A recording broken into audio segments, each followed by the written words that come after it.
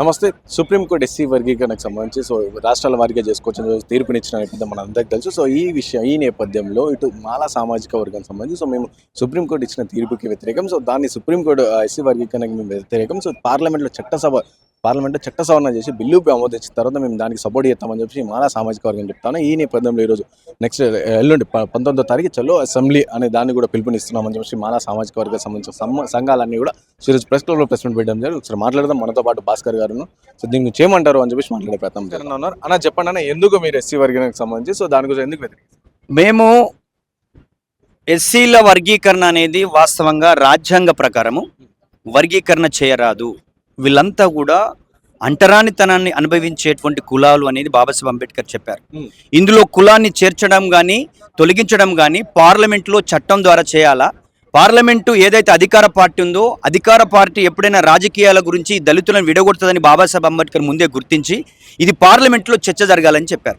ఇక్కడ ముఖ్యంగా నరేంద్ర మోడీ గారు పెరేడ్ గ్రౌండ్కి వచ్చి మందకృష్ణను ఎన్నికల్లో తిప్పుకోవడానికి, ఆయన రాజకీయంగా లబ్ధి పొందడానికి ఆయన చంద్రచూడ్ గారికి చెప్పి ఆ యొక్క రాష్ట్రాలు వర్గీకరణ చేసుకోవచ్చు అని చెప్పాడు. ఇది వాస్తవంగా సుప్రీంకోర్టు తీర్పు అనేది సుప్రీం కాదు, పార్లమెంట్ ఈజ్ సుప్రీం. రాజ్యాంగం ప్రకారం పార్లమెంట్లో చట్టం చేయకుండా 341 క్లాజ్ 4(1) మార్చకుండా చేయడానికి అవకాశం లేదనేది భారత రాజ్యాంగం చెప్తా ఉంది. ఈ రాజకీయ పార్టీలు ఓటు బ్యాంకు రాజకీయాలు కాబట్టి మేము చేస్తామని చెప్పేసి ముఖ్యంగా రేవంత్ రెడ్డి గారు ముందు మాట్లాడారు. దాన్ని కూడా ఆయన సవరించుకొని ఇది ఒక కమిషన్ వేశారు. మాల సంఘాల ఒత్తిడి మేరకు కమిషన్ వేశారు. ఆ కమిషన్ తెలంగాణ రాష్ట్రంలో ఎవరు లబ్ధిదారులు, ఎవరు బెనిఫిట్ పొందారు, ఎవరు ఏ రంగాల్లో అభివృద్ధి చెందారో అని లెక్కలు తీసి 59 కులాలకు అన్యాయం జరగకుండా చేసే విధానం అనేది కనబడతలేదు. 2 నెలలు చేస్తాం, 3 నెలలు చేస్తాం అనేటువంటి విధానాన్ని కూడా మేము తీవ్రంగా ఖండిస్తూ ఉన్నాం. అందుకే మాల సంఘాలుగా మేము మాలల సింహగర్జనకు పిలిస్తే ముఖ్యమంత్రి గారు రాలేరు. కానీ మాదిగల సమ్మిట్ మీటింగ్కి వెళ్ళి మీకు అన్యాయం చేయము, మీకు న్యాయం జరిగే విధంగా చేస్తామంటే మరి మాలలకు అన్యాయం చేస్తావా? మీరు కాంగ్రెస్ పార్టీకి 75 సంవత్సరాలుగా కాంగ్రెస్ పార్టీకి ఓటు బ్యాంక్గా పనిచేసింది మాలలు. ఇది ముఖ్యంగా ఆంధ్రప్రదేశ్లో ఉద్యమం. తెలంగాణ మాలలు తెలంగాణ మాదిగల కన్నా వెనుకబడి విన్న విషయాన్ని గుర్తు చేస్తా ఉన్నా. తెలంగాణ మాలలకు వ్యవసాయ కూలీలుగా పనిచేశారు. వాళ్ళకి ఇక్కడ భూములు లేవు, ఉపాధి అవకాశాలు లేక వేరే రాష్ట్రాలకు వలస వెళ్ళిన చరిత్ర మాది. అందుకే మేమందరం మాల సంఘాలుగా 19వ తారీఖున అసెంబ్లీని ముట్టడించబోతా ఉన్నాం. ముఖ్యంగా ముఖ్యమంత్రి గారు మాదిగల పక్షపాతిగా మారాడు. దీన్ని తీవ్రంగా ఖండిస్తా ఉన్నాం. మేము ఒకటే చెప్పదలుచుకున్నాం, మీరు నరేంద్ర మోడీ చెప్తే వింటున్నారా, లేకపోతే చంద్రబాబు నాయుడు చెప్తే వింటున్నారా? మీ బ్యాక్గ్రౌండ్ కూడా అదే పార్టీ నుంచి వచ్చినట్టుందని మొత్తం మాల సామాజిక వర్గం భావిస్తూ ఉంది. మేము ఒకటే చెప్పదలుచుకున్నాం, ముఖ్యంగా తెలంగాణలో ఉన్నటువంటి మాల సామాజిక వర్గానికి అసెంబ్లీ ముట్టడికి వేలాదిగా తరలి రావాలని చెప్పేసి మేము పిలుపునిస్తా ఉన్నాం. మేము మాదిగ సామాజిక వర్గానికి వ్యతిరేకం కాదు, మాదిగ సామాజిక వర్గాన్ని చైతన్యం చేసినాం. 100 సంవత్సరాల చరిత్ర తీసుకుంటే 1900 సంవత్సరం నుంచి 1996 ఎంఆర్పిఎస్ పుట్టేంత వరకు మాదిగలి హైదరాబాద్ నిర్మాణములు ఉన్నారు. మాల సామాజిక వర్గం ఈ 5 హైదరాబాద్ నిర్మాణం ఉంది. ప్రతి ఉద్యమానికి ముందు వరుసలో ఉండి త్యాగం చేసిన చరిత్ర ఉంది. దీన్ని వాళ్ళు మాలల మీద రాజకీయంగా కక్ష తీర్చుకోవడానికే టీడీపీ పార్టీ, బీజేపీ పార్టీ మాల సామాజిక వర్గానికి ఒక ఎమ్మెల్యే టికెట్ ఇవ్వకుండా మమ్మల్ని అడ్డుకునే ప్రయత్నం చేసింది. అందుకే మేము ఒకటే చెప్పదలుచుకున్నాం, ఏదైనా న్యాయంగా జరగాలంటే రాజ్యాంగబద్ధంగా చేయండి. కానీ దళితుల మధ్యన మాల మాదిగల మధ్యన ఉద్రిక్త వాతావరణాన్ని క్రియేట్ చేసి వాళ్ళు కొట్టుకునే విధంగా, వాళ్ళు తిట్టుకునే విధంగా ఇప్పటికి చేయడానికి కారణం మీ రాజకీయ పార్టీలు, ముఖ్యంగా రేవంత్ రెడ్డి గారు. మాలలు ఎప్పుడు కూడా ప్రజాస్వామికంగా ఉన్నారు, మాలలు ఎప్పుడు కూడా అన్ని సామాజిక వర్గాలను కలిపి తీసుకెళ్లారు. మేము ఒకటే చెప్పదలుచుకున్నాం, మా నిరసన తెలియజేయడానికి, మీరు ఒకే కులానికి మద్దతు పలకకుండా ఉండడానికి మీరు చేసేటువంటి విధానాన్ని మీరు 6 నెలల్లో లెక్కలు తీస్తారా, 1 ఇయర్ పడుతుందా? 59 కులాలకు న్యాయం జరిగే విధంగా లేకపోతే ఈ రాష్ట్రం అగ్నిగుండంగా మార్చడానికి కూడా మాల సంఘాలు సిద్ధంగా ఉన్నారనే విషయాన్ని గుర్తు చేస్తా ఉన్నా. సో మీరు అంటున్నారు అంటే రేవంత్ రెడ్డి మొన్న 2 రోజుల కింద మాదిగ సంబంధించిన సమ్మిట్కి వెళ్ళారు అని చెప్పేసి చెప్తాను. అక్కడ రేవంత్ రెడ్డి మాటల్లో ఎలాగైనా సరే మాదిగ సమాజ వర్గానికి మేము న్యాయం చేస్తామని చెప్పడం జరుగుతుంది. అయితే ఎంఆర్పిఎస్ ఏం చెప్తా ఉందంటే ఇప్పటివరకు ఉన్న చట్టసభలో ఎంపీలో కావచ్చు, అసెంబ్లీలో కావచ్చు, మాక్సిమం మాలలే లబ్ధి పొందారు. సో మాలా సామాజిక వర్గమే అన్ని పదవులు అనుభవిస్తున్నారు అని చెప్పి ఎంఆర్పిఎస్ ప్రధానంగా తప్పుడు విధానం అది. ఆయన వ్యాఖ్యలను తీవ్రంగా ఖండిస్తా ఉన్నాం. గత ప్రభుత్వం బీఆర్ఎస్ గవర్నమెంట్ లో మాదిగ సామాజిక వర్గానికి పెద్దపీట వేశారు. రాజయ్య గారు ఉప ముఖ్యమంత్రి అయ్యారు. ఆ తర్వాత కడియం శ్రీహరి గారు అయ్యారు. మాల సామాజిక వర్గానికి మంత్రి పదవి లేదు మొదటి గవర్నమెంట్ లో. మాల సామాజిక వర్గానికి ఎమ్మెల్యేలు 6 ఉండేది. మిగతా 19 మందిలో మాదిగ సామాజిక వర్గమే ఉన్నారు. మేమెప్పుడు కూడా వాళ్లకు మంత్రి పదవులు వచ్చినాయని, ఎక్కువ మంది ఎమ్మెల్యేలు ఇచ్చారని, ఎక్కువ మంది జడ్పీటీసీలు ఇచ్చారని, లేకపోతే జడ్పీ చైర్మన్లు కూడా వాళ్ళే ఉండే. మాల సామాజిక వర్గానికి అసలు ఆ ప్రాతినిధ్యమే లేదు. మేము ఎప్పుడు కూడా వాళ్ళకి ఇచ్చినప్పుడు వ్యతిరేకంగా చేయలే, కానీ మాల సామాజిక వర్గానికి ఇచ్చినప్పుడు మొన్నటికి మొన్న ఈ తెలంగాణ ఉద్యమాన్ని రగిలించిన కవి గాయకులు, ఈ తెలంగాణ రాష్ట్రం రావడానికి క్రియాశీలకమైన పాత్ర పోషించినటువంటి వాళ్ళకి ప్రభుత్వం గుర్తిస్తే దాన్ని కూడా వాళ్ళు అడ్డుకున్నటువంటి పరిస్థితి. ముఖ్యంగా అందశ్రీ గారు మాదిగ సామాజిక వర్గం నుంచి వచ్చి జే జే హే తెలంగాణ అనే పాట రాశాడు.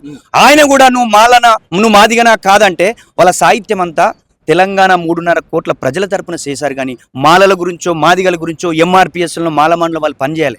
ఈ తెలంగాణ 3.5 కోట్ల మంది ప్రజల తరపున వాళ్ళు రిప్రజెంటేటివ్గా పనిచేశారు. అందుకే మనం ఇక్కడ గుర్తుపెట్టుకోవాల్సింది ఏంటంటే మాదిగ సామాజిక వర్గం ఏదైతే ఉందో వాళ్ళు సుప్రీంకోర్టు తీర్పది నరేంద్ర మోడీ ఇన్ఫ్లుయెన్స్ తోటి చంద్రచూడ్ గారు ఇచ్చారని మందకృష్ణ గారే మొన్న ప్రెస్ మీట్ లో చెప్పాడు. నాకు నరేంద్ర మోడీ గారు చంద్రచూడ్ గారు సహకరించారంటే రాజకీయ ఒత్తిడి జరిగింది కదా. సుప్రీంకోర్టు అత్యున్నతమైనటువంటి న్యాయస్థానమే ఇట్లా మనుషులకి రాజకీయ పార్టీలకి అనుకూలంగా మారితే ఎవరు దగ్గరకోవాలి? పేద వర్గాలు, బలుగు బలహీన వర్గాలు అనే విషయాన్ని గుర్తు చేస్తా ఉన్నా. అందుకే చంద్రచూడ్ గారు క్రిమిలేర్ గురించి మాట్లాడారు.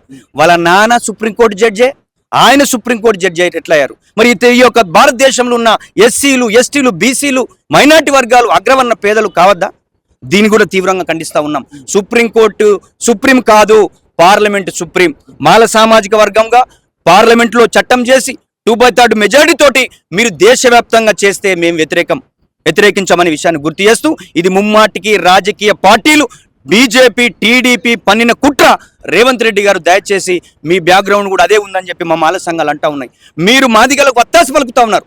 మేము మాల సామాజిక వర్గం మీ ప్రభుత్వం రావడానికి నిరంతరం శ్రమించి మిమ్మల్ని అధికారంలోకి తీసుకొచ్చినాం. ఈ హైదరాబాద్లో కానీ తెలంగాణ 10 జిల్లాల్లో కానీ మీకు ఒకటే చెప్పదలుచుకున్నాం. మేము మొన్న మాలల సింహ గర్జన జరిపితే మీరు మా మీటింగ్ రాలేదు, కానీ మాదిగల మీటింగ్కి వెళ్ళారు. ఇది ఒక సామాజిక వర్గానికి ఒత్తాసు పలుకుతా ఉన్నారు. మీరు ఒత్తాసు పలికినా చేసినా మీతోటి మా ఎంఆర్పిఎస్ కానీ వాళ్ళు మీకు ఓట్లు వేయరు, వాళ్ళు బీజేపీకి వేయమని మొన్న 2018లో ఎన్నికల్లో ఆయన చెప్పిన విషయాన్ని మీకు గుర్తు చేస్తూ, మీరు మాల సామాజిక వర్గాన్ని విస్మరిస్తే ఈ రాష్ట్రము అల్లకల్లోలమవుతుందనే విషయాన్ని మేము గుర్తు చేస్తా ఉన్నాం. ఇంకోటి మీరు ఎస్సీ వర్గీకరణకి అంటే ఇక్కడ వ్యతిరేకం అని చెప్పి చెప్తాను. మందకృష్ణ మాదిగ గారు ఏం చెప్తాను అంటే ఎస్సీ వర్గీకరణకు ఒకవేళ వ్యతిరేకమైతే సో రాజ్యాంగానికి వ్యతిరేకపరచు వాళ్ళు అవుతారు మాలలు అని చెప్పి వాళ్ళు చెప్తారు. తప్పు. ఆయనకు మొదట రాజ్యాంగం పైన కానీ సుప్రీంకోర్టు ఇచ్చిన తీర్పును కానీ ఆయన చదవలేదు, చదవరాదు కూడా. ఆయన ఒకటే గుర్తు పెట్టుకోవాలి, ఆ సుప్రీంకోర్టు తీర్పు ఏం చెప్పింది? ఆయా రాష్ట్రాల్లో చేసుకోవచ్చు అని చెప్పింది, చెయ్యమని డిమాండ్ చేయలే. అక్కడ వెనుకబడ్డ వాళ్ళు, ఈ యొక్క ఎస్సీలలో కూడా వెనుకబడ్డ వాళ్ళకి మొదటి ప్రయారిటీ ఇవ్వాలని అన్నారు. ఆ మొదటి ప్రయారిటీ ఇస్తే ఈ యొక్క 30 సంవత్సరాల్లో బెనిఫిట్ పొందింది మాదిగలకు రిజర్వేషన్లు తగ్గుతాయి. క్రిమిలేర్ అనేటువంటి తీసుకొచ్చారు. ఎందుకంటే దళితులలో ఉన్న ఉద్యోగస్తులు రేపు దళిత సమాజం తోటి లేకుండా వాళ్ళను కూడా విడదీసేటువంటి కుట్ర జరుగుతూ ఉంది. అది అయిపోయిన తర్వాత బీజేపీ ప్రభుత్వం టార్గెట్ ఏంది? రేపు రిజర్వేషన్లు ఎత్తివేయాలి. 3వసారి మొన్న బీజేపీ ప్రభుత్వం అధికారంలోకి వస్తే భారత రాజ్యాంగాన్ని మారుస్తుంది. వాళ్ళ రాజ్యాంగం తెచ్చి ఈ రిజర్వేషన్లు ఎత్తేసే కుట్రలో భాగమే వీళ్ళు తీసుకొచ్చినటువంటి సుప్రీంకోర్టు తీర్పును. ముఖ్యంగా మందకృష్ణ గారికి ఒక విజ్ఞప్తి చేస్తా ఉన్నాం, దయచేసి మనల్ని విభజించి పాలించి ఇన్ని సంవత్సరాలుగా ఈ కుల అసమానతలు ఎదుర్కోవడానికి కారణమైన వాళ్ళు ఆ పార్టీ, బీజేపీలో పార్టీ పెట్టినటువంటి వాళ్ళు, వాళ్లకు అనుకూలంగా రాజ్యాంగానికి వ్యతిరేకంగా మీరు పనిచేస్తూ ఉన్నారు. మీరు నమ్మినటువంటి బాబు జగజ్జీవన్ రామ్కి వ్యతిరేకంగా కూడా పనిచేస్తూ ఉన్నారు. మేమందరం అంబేద్కర్, కాన్సీరామ్, జగజ్జీవన్ రామ్ యొక్క త్యాగాన్ని గుర్తించి వాళ్ళ వారసులం మేము. కానీ మీరు నరేంద్ర మోడీ వారసుడిగా పనిచేస్తా ఉన్నారు, మీరు హెడ్గే వారు వారసుడిగా పనిచేస్తా ఉన్నారు. మీకు చిత్తశుద్ధి ఉంటే, మాదిగల మీద ప్రేమ ఉంటే మీరు మాతో కలిసి రావాలి, మనమందరం కలిసి రాజకీయ అధికారం దిశగా వెళ్ళాలి. కానీ బీజేపీకి దక్షిణ భారతదేశంలో బీజేపీని అధికారంలోకి తీసుకురావడానికి రాజకీయాలు నడుపుతున్న నిన్ను మొత్తం కూడా గుర్తిస్తా ఉన్నారు. ఈ మధ్యలో ఒక వీడియో వచ్చింది, మొత్తం ఏ పార్టీలైనా పనిచేయండి మాదిగలు కానీ బీజేపీకి ఓటేయమని చెప్పి. ఇది మనువాద పార్టీ, దళితులకు వ్యతిరేకమైన పార్టీ. మాదిగ సమాజం ఆలోచించాల్సిన అవసరం ఉంది. ఈ యొక్క రిజర్వేషన్లను పంచుకునే విధానం ఇది కాదు. ఈ యొక్క కమిటీ, రేవంత్ రెడ్డి ప్రభుత్వం ఒక కమిషన్ వేసింది. ఆ కమిషన్ లెక్కలు తీయాలి.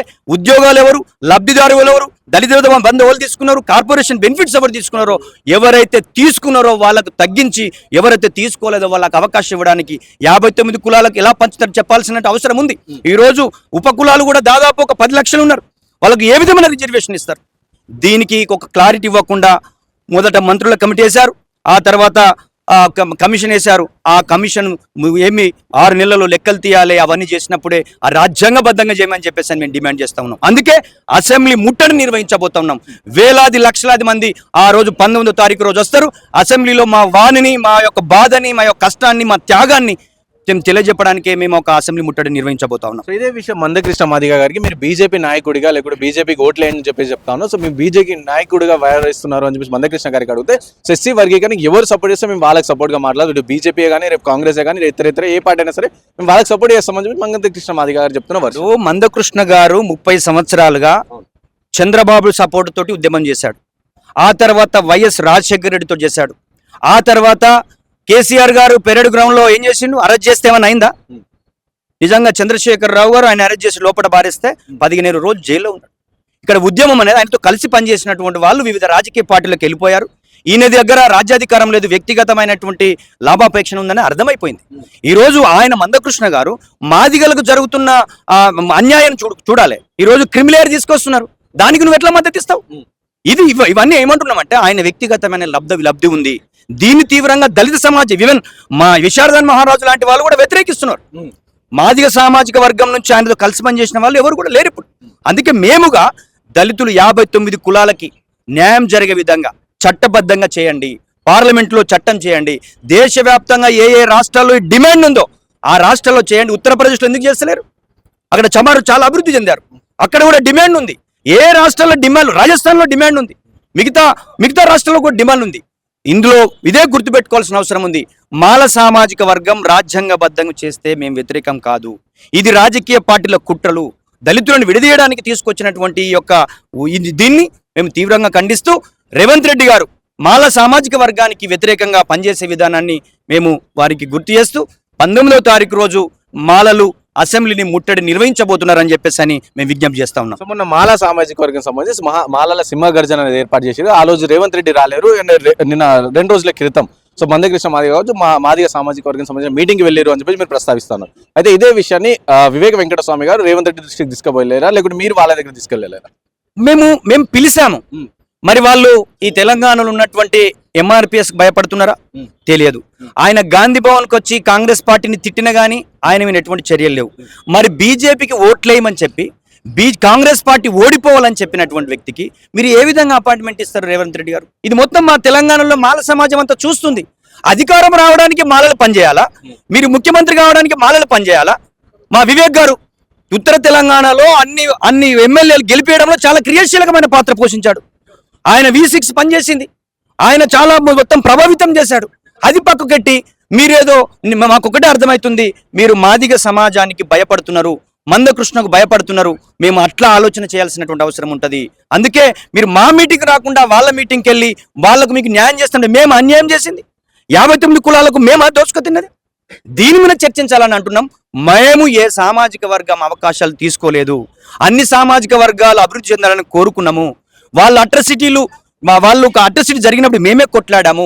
అందుకే దీన్ని దృష్టిలో పెట్టుకొని మాల సామాజిక వర్గంగా మేమందరం కూడా ఆ రోజు అసెంబ్లీని ఆయనకు తెలియాలి, మాలల యొక్క సత్తా ఏందో తెలియాలి. మొన్న చూస్తారు కదా 10 లక్షల మంది హైదరాబాద్కు నిశ్శబ్ద విప్లవం లాగా హైదరాబాదును ముంతెచ్చారు వరదల్లాగా అనే విషయాన్ని గుర్తు చేస్తా ఉన్నా.